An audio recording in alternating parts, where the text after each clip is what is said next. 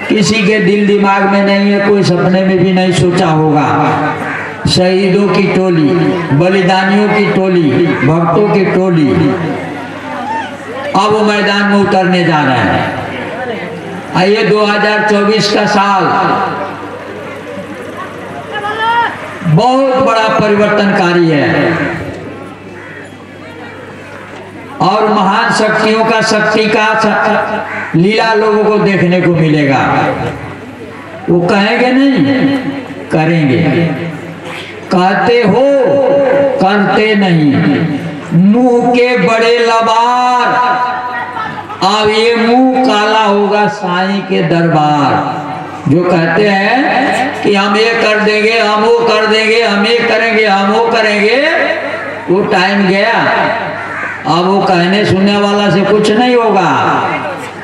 अब गुरु महाराज के बच्चा गाते बजाते 60 साल हो गया कि हम लोग ऐसे दीवाने दुनिया को झुका के मानेंगे। बहुत गाया, बहुत सुनाया, बहुत सुने, अब कान हमारा पक गया सुनते सुनते कि दुनिया को झुका के मानेंगे। अब वो करके दिखाओ, गाने बजाने से नहीं होगा। कहते तो हो कि हम ये कर देंगे, हम वो कर देंगे, हम सर को जमीन पर ला देंगे, आसमान को धरती में ठेका देंगे, लेकिन किया कुछ नहीं और हुआ कुछ नहीं, तो गाने से क्या होगा। अब तो करके दिखाओ, ये क्या कर सकते हो। कहो वो करो, करो वो कहो। जो कर सकते हो उसी को कहो, जो नहीं कर सकते उसे कहने की जरूरत नहीं, चुप रहो। और कर सकते हो तो कहो, कोई बात नहीं, हम ये कर देंगे, तब करो। नहीं कह दिया ये करेंगे वो करेंगे, कुछ किया ही नहीं, घर बैठ के रोटी तोड़ रहा है, तो कैसे होगा। मैदान में उतरो, जो वादा किया है कि हम दुनिया को झुका के मानेंगे, तो झुका के दिखाओ भाई, तब लो आपको इज्जत होगा, वैल्यू होगा, तब लो दुनिया मानेगा। गुरु महाराज ने कहा कि बच्चा कपट भक्ति कुछ काम न आवे, सुन प्यारे तो कर भक्ति का। बच्चा ये कपट की भक्ति, दिखावटी भक्ति से गुरु नहीं रिश्ता है। कि आगे गुरु के आगे कह दे कि गुरु अनामी है, मानव नहीं है, गुरु माँ जाने के कि वाह ये तो मुझको पहचान गया है, क्या कि गा रहा है जो गुरु अनामी है, मानव नहीं है। तो बच्चा खाली गाता ही है आकि उस पर मानता भी है। तो गुरु माँ कहे भाई थोड़ा टेस्ट करके देखते हैं कि गाता है तो मानता भी है कि खाली गाता है। तो गुरु महाराज कहे एक महात्मा जी थे, तो महात्मा जी जा रहे थे तो शिकारी ला रहा था सूगा पकड़ के। सूगा टेव टेव टेव कर रहा था, वो आजाद होना चाहता था, खुला आसमान में उड़ना चाहता था, लेकिन शिकारी पकड़ लिया है गटई उसका। गर्दन तो छोड़ेगा थोड़े, टेव करो अच्छा टाव करो, कुछ भी करो, छोड़ेगा काहेगा। महात्मा जी देखे तो उनको दया आ गया। कहे शिकारी इधर आओ। बोले सूगा क्यों पकड़ रखा है। क्या महाराज हम शिकारी, हमारे काम है सूगा चिरई सरगट मैनी पकड़ना, बेचना, भूज के खाना पकाना, हमारा ये काम है।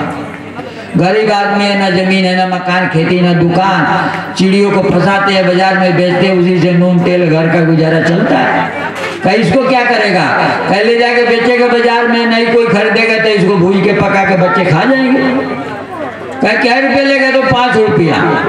तो महात्मा जी 5 रुपया दिए, सूगा को ले लिया। 5 रुपया का एक पिंजरा खरीदा, सूगे को पिंजरा में धर दिया, रोज दूध भात खिलावे, सूगे रोज दूध भात खिलावे और सूगा को रोज रटावे। शिकारी आएगा, जाल बिछाएगा, दाना डालेगा, लोग सो में फंसना नहीं, नहीं फंसेंगे, नहीं फंसेंगे, नहीं फंसेंगे। 6 महीना तक ट्रेनिंग दिया, सूगा को रटा के एकदम पक्का कर दिया, सूगा एकदम ट्रेड हो गया। अब सूगा बिना बताए कहने लगा कि शिकारी आएगा, जाल बिछाएगा, दाना डालेगा, लोग सो में फंसना नहीं, नहीं फंसेंगे, नहीं फंसेंगे, नहीं फंसेंगे।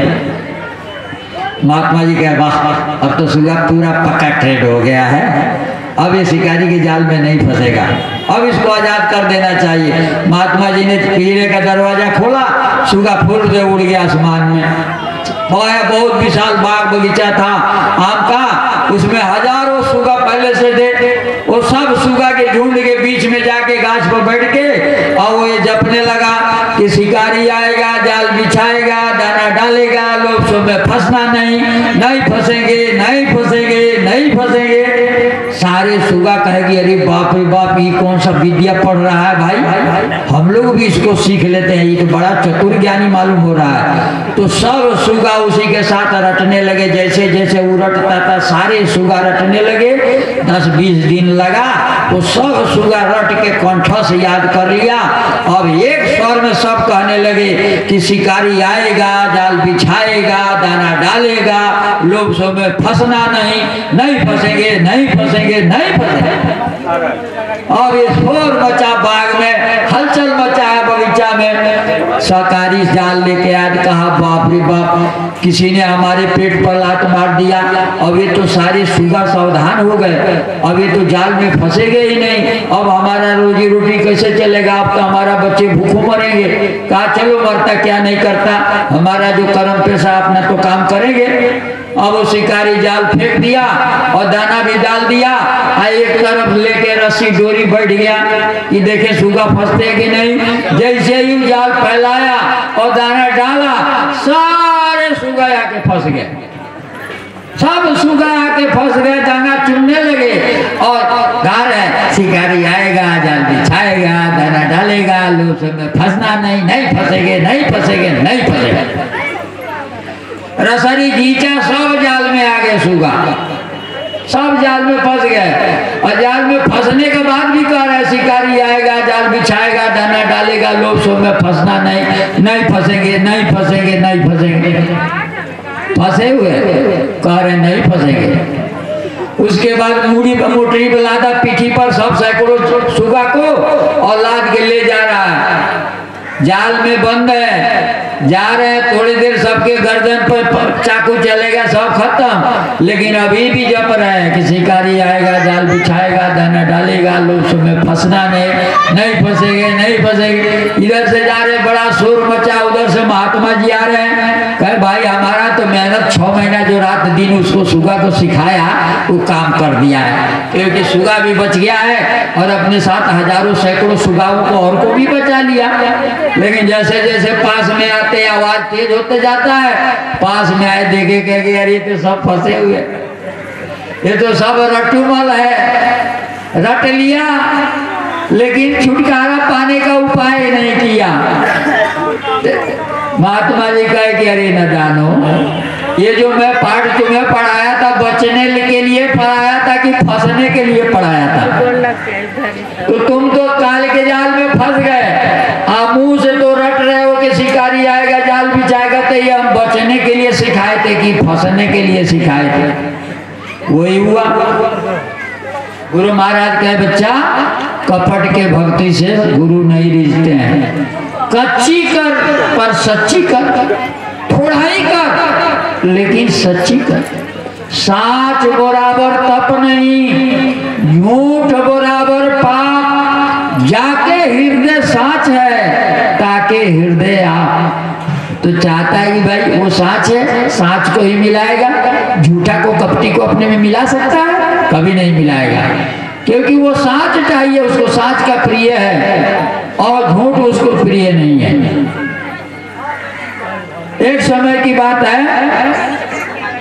कि एक सत्संग वक्ता जिले का मर गया।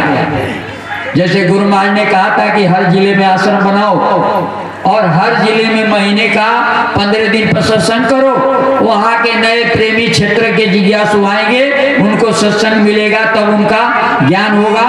तो हर जिले में आश्रम बनाने का आदेश दिया था, हर जिले में सत्संग करने का आदेश दिया था। तो हर जिले में वक्ता थे, हर जिले में सत्संग होता था। वहाँ का सत्संग सुनाने वाला वक्ता मर गया, अब वहाँ कोई सत्संग सुनाने वाला नहीं था।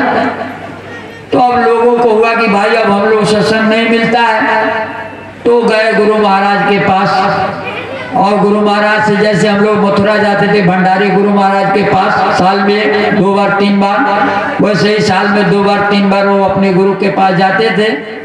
सारे जिले के लोग गए और गुरु महाराज से कहा, गुरु महाराज क्या है? कहे हमारे जिले का सत्संग सुनाने वाला वक्ता जी खत्म हो गए हैं, अब दूसरा कोई मथुरा से बड़ा वक्ता भेज दीजिए जो हम लोग को सत्संग सुनाए। वहाँ बड़ी बड़ी वक्ता बैठे थे, बड़े जनकार थे, वो सब सोचा कि अब गुरु महाराज हम में से हमको भेजेंगे वहाँ। 20, 22, 25, 30 वक्ता थे बड़ी बड़ी। उनमें आया कि हम ही लोग में से किसी को गुरु महाराज भेजेंगे। सब वहीं बैठे थे, लेकिन गुरु महाराज ने कह दिया नहीं नहीं, अभी यहाँ कोई वक्ता नहीं है, यहाँ कोई वक्ता नहीं है, जब होगा तब भेज देंगे। जो बड़े बड़े रात दिन बाबा जी के पास सब मुंह फुला लिए कि हम तो बहुत बड़ा वक्ता है, यही बैठे, हमको काहे नहीं भेज दिए, जो हमको नहीं भेजे। 1 महीने के बाद गए तो भी गुरु महाराज ने वही बात कहा, 2 महीने के बाद गए तो वही बात कहा, 3 महीने के बाद गए जो वक्ता दे दिए तो भी गुरु महाराज ने वही कहा, 6 महीने के बाद गए तो भी गुरु महाराज ने वही कहा, 9 महीने के बाद गए कि गुरु महाराज वक्ता दे दीजिए, कहे कि अभी कोई वक्ता हुआ ही नहीं है, जब होगा तो दे देंगे। और ये लोग नाराज होते गए, गुस्सा में और चढ़ते गए कि बाबा जी का बुद्धि भ्रष्ट हो गया, हम महान वक्ता है, राष्ट्रीय वक्ता बैठे हुए हैं, हमको नहीं भेज देते, हम नहीं जाकर सत्संग सुना देते। ये कह रहे कोई वक्ता ही नहीं है, हम लोग का इंसल्ट है, हम लोग का अपमान है। 1 साल पूरा हो गया। अब सारे जिला का लोग कहे कि भाई इस बार हम लोग पूरा जिला का आदमी चलते हैं और बाबा जी से आपकी पारी अपना साथ एक वक्ता लेकर के ही आना है।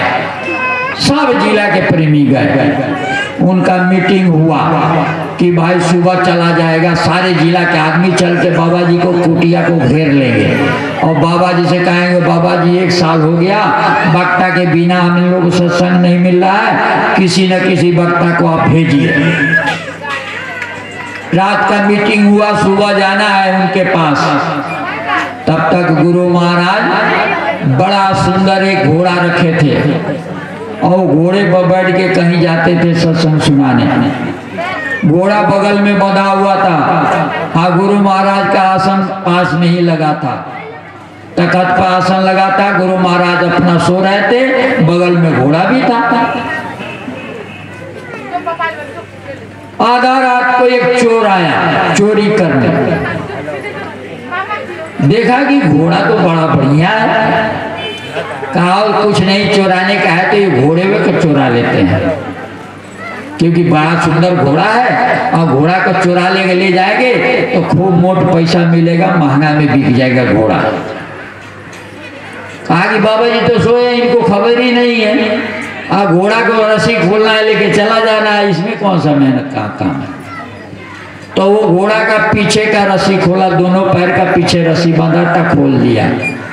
अब सोचा कि घोड़े पर चढ़ के और इसको लेके भागे, तब तक देखता है कि आगे भी रस्सी घोड़ा के दोनों पैरों में बंधा हुआ है। कारी तब आगे वाला को खोल लेते हैं, तो आगे के जाके दोनों रस्सी खोला, अब घोड़ा पर चढ़ना चाहता, देखा कि पीछे वाला दोनों रस्सी बंधा हुआ है। कारी तो अभी मैं खोला था, ही कैसे बंध गया। तो फिर पीछे वाला रस्सी खोला और फिर घोड़ा पे चढ़ने जा रहा, देख रहा कि आगे वाला रस्सी बंधा हुआ है। कहा अभी तो मैं खोला, फिर कैसे बंध गया। तो आगे वाला रस्सी खोला, आगे वाला रस्सी खोल के फिर चढ़ने जा रहा, देखा पीछे वाला बंधा है। अब क्या करे भाई, पीछे वाला खोले तो आगे वाला बंध जाए, आगे वाला खोले तो पीछे वाला बंध जाए। वो भी चोर पक्का चोर था, कच्चा चोर होता तो छोड़ के भाग जाता, लेकिन वो भी था पक्का चोर, वो भागा नहीं, खोलते रह गया रात भर। सवेरे हो गया, सूरज निकल आया और गुरु महाराज उठ के तखत पर बैठ गए, तो भी वो खोलिए रहा। कहा कि भाई ये क्या कर रहा है। कह रहा है देख नहीं रहे आपका घोड़ा चुरा रहे हैं। कहा देख नहीं रहे आपका घोड़ा चुरा रहे हैं। कहा कब से चुरा रहा। कहा कि 12 बजे रात से भीड़े हैं। कहा अब तक नहीं तुम्हें कामयाबी मिला। कहे कैसे मिले, आगे वाला खोलता हूँ तो पाछे वाला बंद जाता है, पाछे वाला खोलता हूँ तो आगे वाला बंद जाता है। अच्छा इसीलिए लेके नहीं भागा। कहा कि हाँ अगर जो नहीं खुल बंधाता तो अब तक लेके मैं घोड़ा भाग गया होता, लेकिन आगे वाला खोलते हैं पीछे वाला बनता है, पीछे वाला खोलते हैं आगे वाला बनता है। कहा वाह चोर हो तो ऐसा कि चोरी में भी साथ है, बोलता है, झूठ बोलने का नामे निशानी इसके पास नहीं है। कहा इधर आओ, तुम्ही को मैं चोर आता, 1 साल हो गया। आओ इधर बैठो। और वो आगे सामने बैठ गया, कहा कि ये घोड़ा क्या है? अरे ये घोड़ा तो कुछ नहीं है, मैं तेरे को वो दौलत देने जा रहा हूँ कि जिसको पा लेने के बाद तो ये सारा संसार हंड बर्बाद कुछ नहीं है। तेरे जैसे सच्चा आदमी की तलाश था, बैठ जा। बैठ के उसके सिर पर हाथ रखा, उसका सिर दिव्य दृष्टि खुल गया, अंड पिंड ब्रह्मांड का सैर करने आदि से अंत तक देखा। तब तक वो सारे जिले वाला आए, कहे कि गुरु महाराज, कहे कि हाँ अब की पारी आपको हम लोग को भक्ता देना ही पड़ेगा। कह ले जाओ, तैयार है, ये तैयार है। 20 साल के 40 साल के सत्संगी पड़े और रात्रि में चोरी करने आया, सुबह उसे औलिया बना के भेज दिया। क्यों? कि 20 साल से थे, उनके हृदय का कपट नहीं गया था। गुरु के आगे भी झूठ बोलते थे, तो गुरु से कपट करेंगे, झूठ बोलेंगे तो उसे बच जाएंगे। और ये चोर था, चोरी करता था, तो उसके हृदय में लेस मात्र छल कपट झूठ धोखा नहीं था। इतना उसका बर्तन साफ था कि चोरी करते हुए भी सच्चा और ईमानदार था। तो गुरु महाराज का बच्चा, संतों के कपट की भक्ति कुछ काम नहीं आता है। कच्ची करो लेकिन सच्ची करो, थोड़ा ही करो लेकिन सच्चा करो। थोड़ा भी तुम कपट और छल हृदय में रख के गया तो वहां तुम वंचित रह जाओगे, वहां साज का जरूरत है। दूसरी गुरु महाराज ने कहा कि एक महात्मा जी थे, घूम घूम के सत्संग करते थे और बड़ा लोग इकट्ठा होते थे, सत्संग सुनते थे। महात्मा जी एक गांव में गए, सारे गांव के लोग इकट्ठा, माता बहन भाई बहन बच्चे बच्चियां सब महात्मा जी को दर्शन किया। बड़ा आग्रह किया, महाराज थोड़ा मौका दीजिए, थोड़ा आप हम लोग यहाँ ठहर जाए, कुछ सुना दीजिए, कुछ भगवान का बात बता दीजिए, हम लोग को कोई ज्ञान नहीं है। महात्मा जी कहे चलो बच्चा यही हमारा काम है, आप सुनोगे तो मैं जरूर सुनाऊंगा, सब लोग बैठ जाओ। सब लोग गाँव में इकट्ठा हो गए, सब लोग बैठ गए। तब महात्मा जी ने कहा बच्चा हम तो सत्संग सुनाएंगे, लेकिन तुम लोग अपने गांव का एक सभापति चुन लो जिसके संचालन में ये कार्यक्रम होगा। तो उस गांव में एक चौधरी साहब रहते थे, बड़ा सम्मानित व्यक्ति थे, प्रतिष्ठित आदमी थे। सब गाँव वालों ने कहा कि देखिए हमारे यही प्रधान जी हैं चौधरी साहब, हम इन्हीं को सभापति चुनते हैं। तो उनको सभापति चुन दिया गया। सभापति बन के चौधरी साहब बैठ जब आए, कहे नहीं महाराज हमको ये पद पर मत बैठाइए। महात्मा जी ने कहा क्यों? गांव वाले तो सब आप ही को बनाना चाहते हैं। कहा महाराज गांव वाले तो बनाना चाहते हैं लेकिन हम इस योग्य नहीं है। कहा क्यों?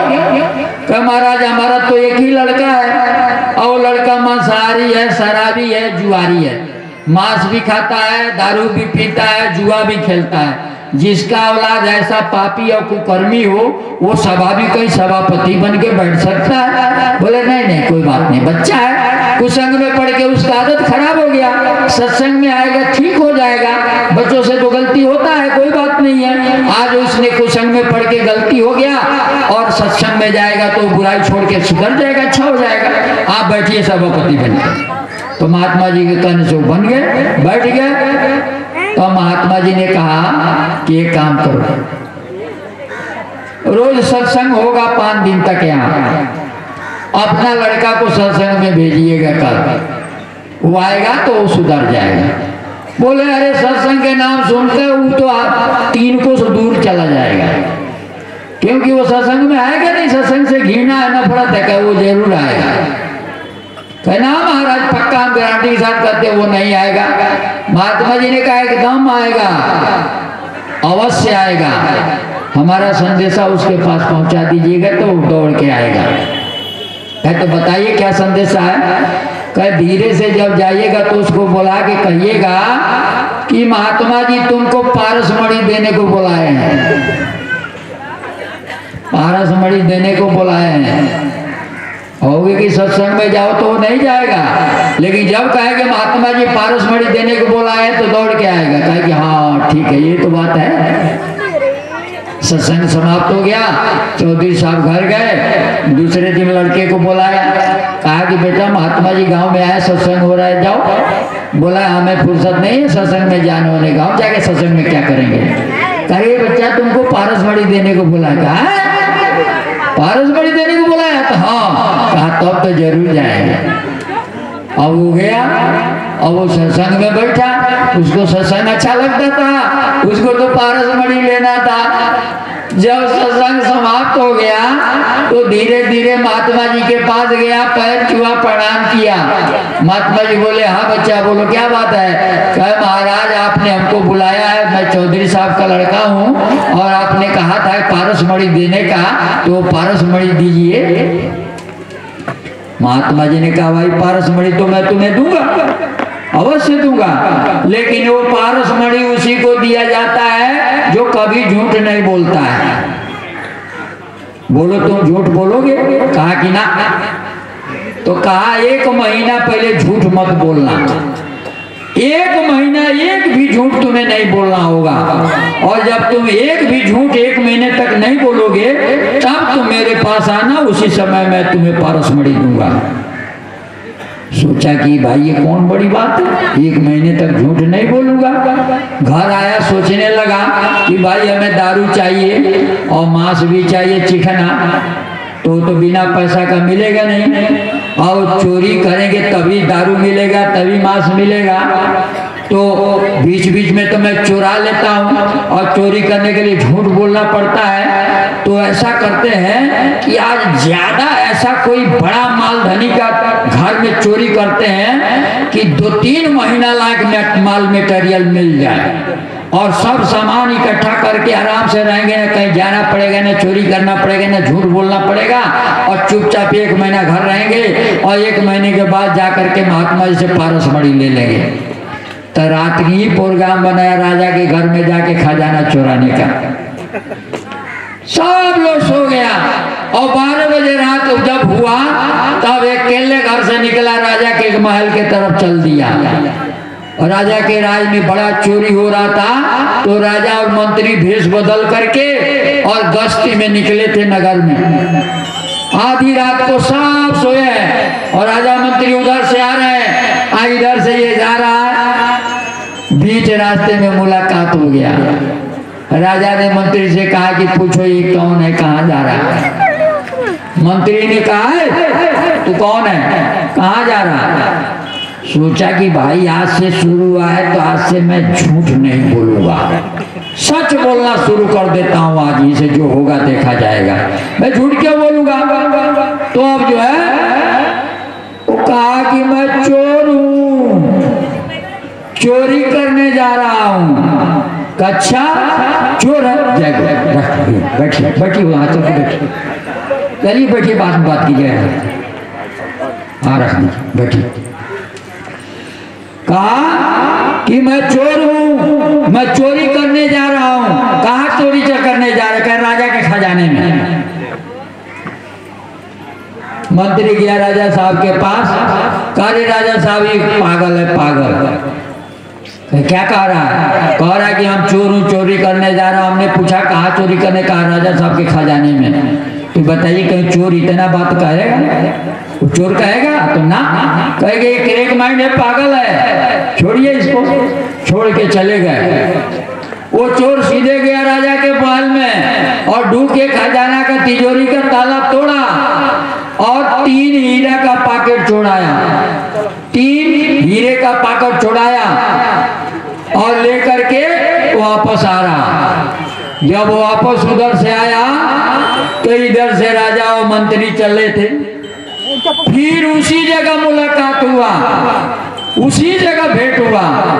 तब राजा और मंत्री ने दोनों से पूछा, उससे पूछा कि भाई तुम कहाँ गया था? कहे भाई हम तो जाते वक्त भी बताया था, आते वक्त भी बता रहे हैं। कहे कहाँ गया था? तो राजा खजाने में। क्या किया? तो हम राजा का खजाना तिजोरी तोड़ के और 3 पैकेट हीरा चुराया, 3 पैकेट हीरा चुराया। जय जा रहे हैं? हाँ निकलिए, भोजन करके तब जाइए। तो 3 पैकेट चुराया था, 3 पैकेट मेरे पास है। अब कहेगी जय जय,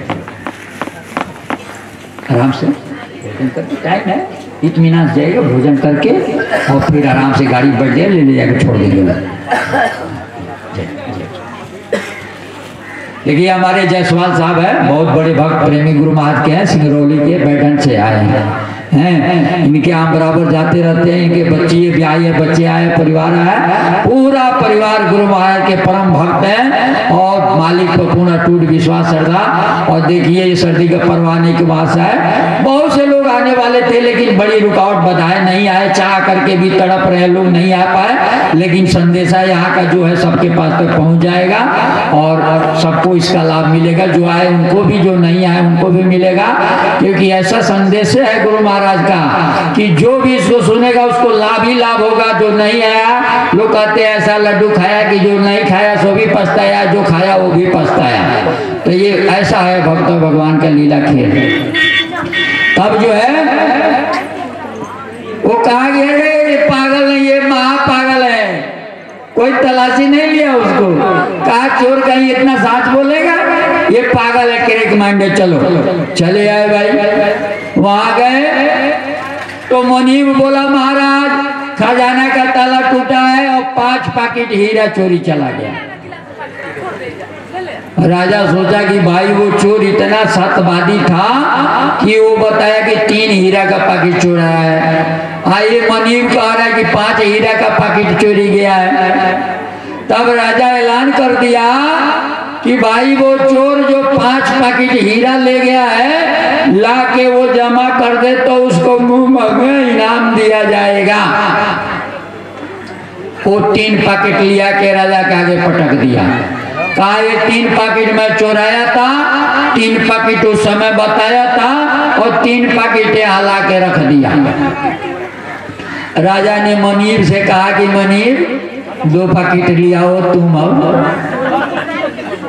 क्योंकि 2 पैकेट तो जाइए 2 पैकेट चोरा करके मुनीब रखा। कहे कि सोचा कि चोरी गया है तो 3 पैकेट चोरी गया है तो 2 पैकेट हम रख लेते, इसी बहाने हमारे काम आ जाएगा। तब राजा को समझ में आया कि भाई ये चोर इतना ईमानदार है, इतना सच बोलने वाला है कि चोरी करने के बाद भी झूठ नहीं बोल रहा है और क्लियर बताया कि 3 पैकेट चोराया हूँ। तो 2 पैकेट कौन ले गया मुनीब को? कहा कि मुनीब 2 पैकेट तुम ले आओ। तो मुनीब 2 पैकेट लाया। अब उस लड़का को, वो राजा की एक ही लड़की सुशील सुंदर और शादी के योग्य हो गई थी।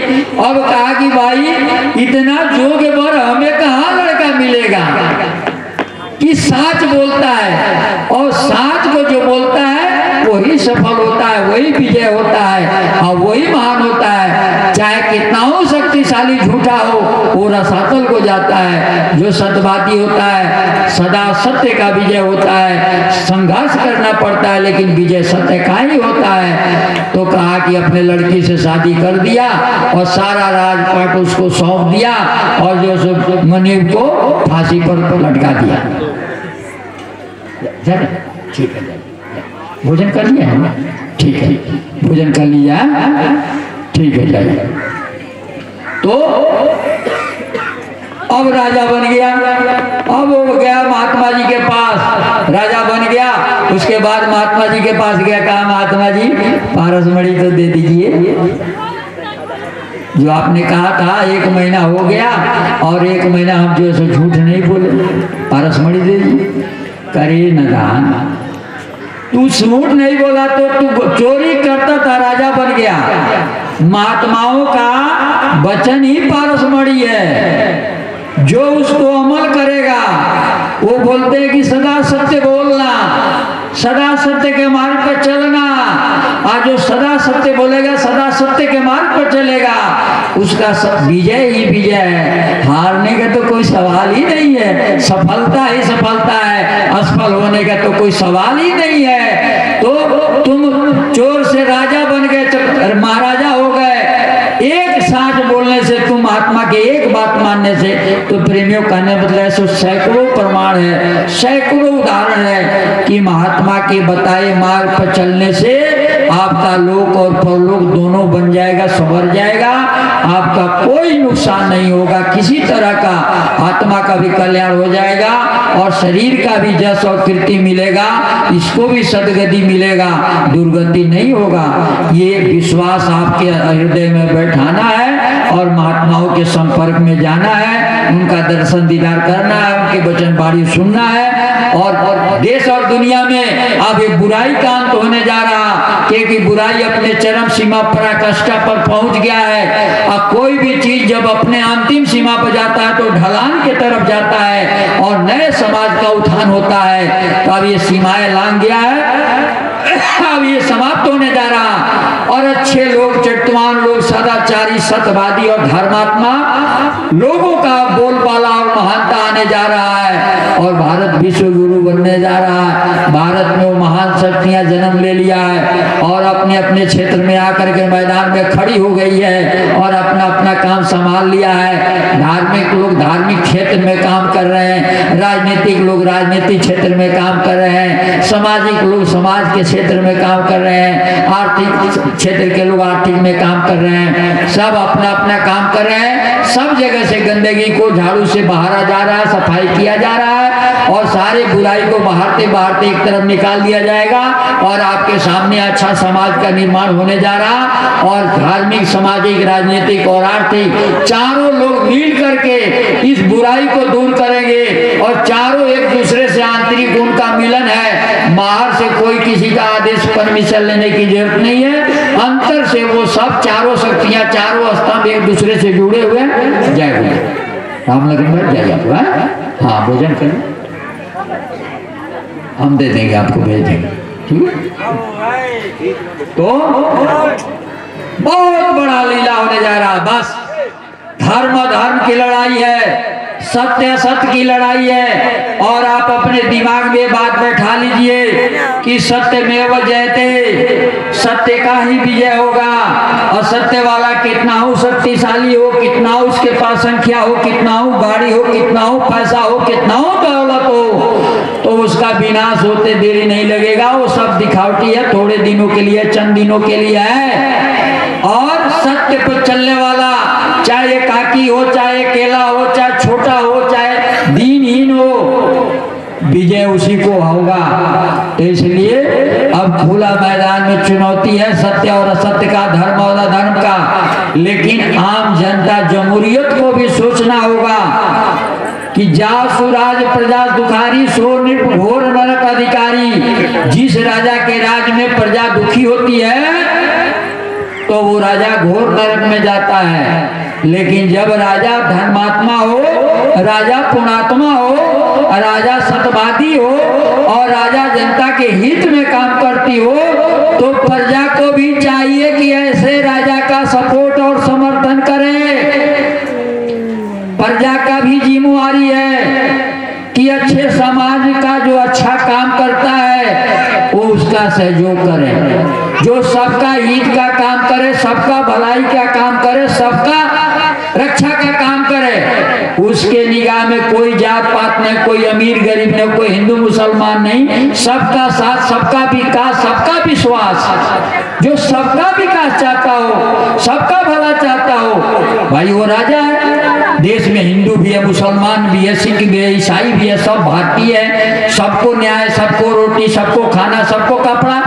चंद मुट्ठी भर पेशेवर राजनीतिक लोग होते हैं जो अच्छे को भी विरोध करते हैं, धर्म को भी विरोध करते हैं, सत्य को भी विरोध करते हैं। तो आपको तो खुदा ने अकल दिया है, भगवान ने बुद्धि दिया है, उस अकल से काम लीजिए। चंद मुट्ठी भर पेशेवर राष्ट्रद्रोही, देश विरोधियों की बात का पता नहीं कीजिए। वो पैसे पर बिके हुए, खरीदे हुए आदमी हैं, वो देशद्रोही हैं, देश को रसातल में ले जाने वाले हैं और बहुत 70 सालों से करते आ रहे हैं और आज भी वही काम कर रहे हैं। लेकिन अब आपके सामने कोई माई का लाल आया है जो सत्यवादी है, धर्मात्मा है और जो सत्य के काम करता है, उसका दिल खोल करके समर्थन और साथ दीजिए।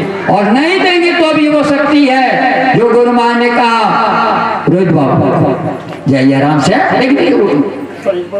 आराम से आप लोग जाइए, ले जाके आपको बस में बैठा देंगे और संदेशा आपको मिलता रहेगा। जाइए।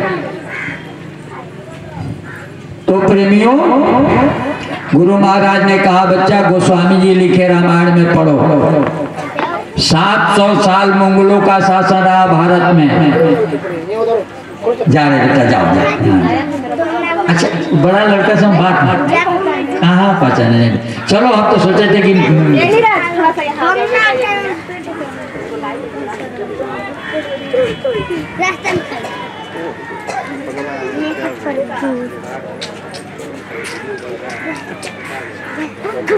सत्संग